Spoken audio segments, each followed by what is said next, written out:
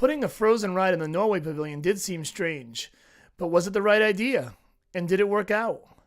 We'll discuss next in the first Quick Diz Take mini doc, The Great Frozen Debate.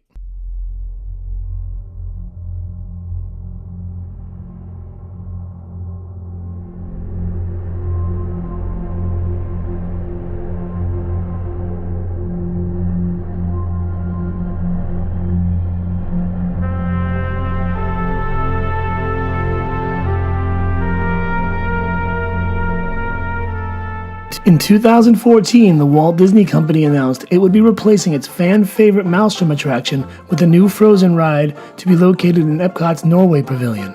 This decision, however, was met with much criticism and controversy. You see, many Disney diehards believed the Norway Pavilion was no place for a Disney IP and wouldn't hold true to Walt's original vision for Epcot. Many felt this would take away from the educational aspects of the World Showcase, which were originally intended to show the country's customs and cultures. Concerns started to grow about which direction Epcot would be going in, and if IPs would take over the park. With Norway being the third pavilion to feature an IP, behind the Living Seas, which featured Nemo and Friends, and the Mexico Pavilion, which featured the Grand Fiesta Tour starring the Three Caballeros, the park was already full steam ahead in the IP department. So when the announcement for Frozen was made, it sparked a debate amongst Disney fans. Some argued that Epcot was in dire need of an e-ticket attraction, with Soarin' and Test Track seemingly the only attractions gobbling up crowds, while others contested that Frozen belonged at Fantasyland in the Magic Kingdom, alongside all the other princess IPs. And while Frozen was a very popular movie, it was too new and hadn't earned its place in a Disney park. But despite all the skepticism, Frozen Ever After opened on June 21st, 2016 to extremely large crowds and an overall positive feeling about the ride.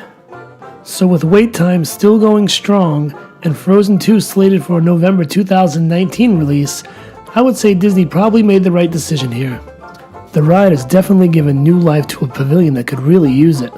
Maelstrom, while a great ride in its time, focused primarily on Norway's myths and legends, specifically that of trolls. Don't get me wrong here, there is certainly an element of fun to the idea of trolls and magic, but it was certainly not as exciting as a ride to Elsa's Ice Palace. Also worth noting was that the special effects and animatronics for the ride were outdated.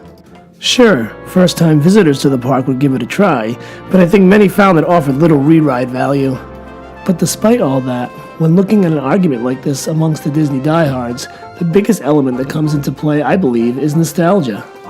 People simply don't want the attractions that they grew up with being replaced for newer experiences they might not have any attachment to. This is where I tend to disagree with most other fans. I think the parks have to change with the times and always offer new experiences for the up-and-coming generations. Walt Disney said it himself. Times and conditions change so rapidly that we must keep our aim constantly focused on the future. Now, some may argue that Disney could have achieved this by replacing Maelstrom with a ride that stayed true to the park's original theme, and that the only reason they don't like the idea of Frozen in Norway is that it simply doesn't belong there. But let's face it, IPs are an easy sell in the parks, and at the end of the day, Disney is a business.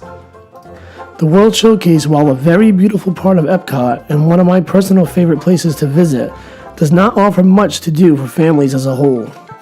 At the time the Frozen announcement was made, the only other attractions the World Showcase had to offer were the Grand Fiesta Tour and the Mexico Pavilion, which in itself is an aging boat-style ride that could use a good upgrade, but we'll save that for another video.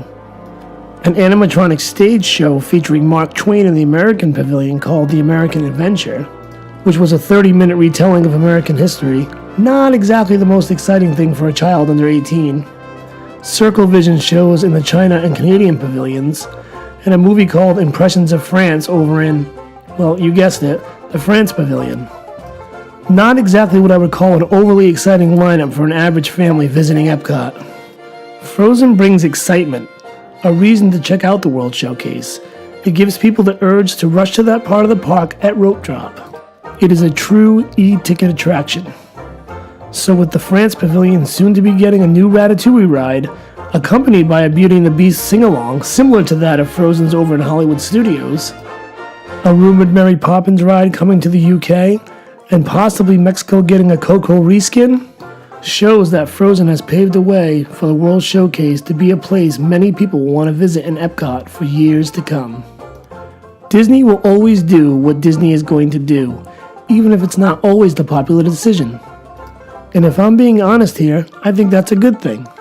Because at the end of the day, if Disney is only looking at their bottom line, that only means they have to step up their game to draw people in, which inevitably means better and more innovative attractions for park goers to experience. And in my opinion, that's a win-win. Maelstrom was definitely a great attraction in its day, but it's time for the Disney fanboys to just let it go.